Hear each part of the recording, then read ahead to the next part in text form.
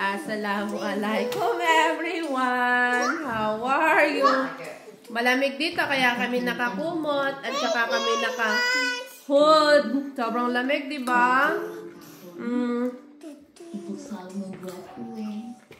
Alas 4 na dito pero sobrang lamig na talaga. Kami ng aking asawa, yung aking anak. Yan lang. Assalamualaikum. Jazakallah.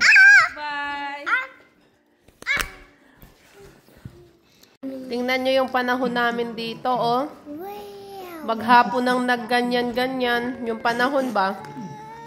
Sobrang lamig kaya niyan.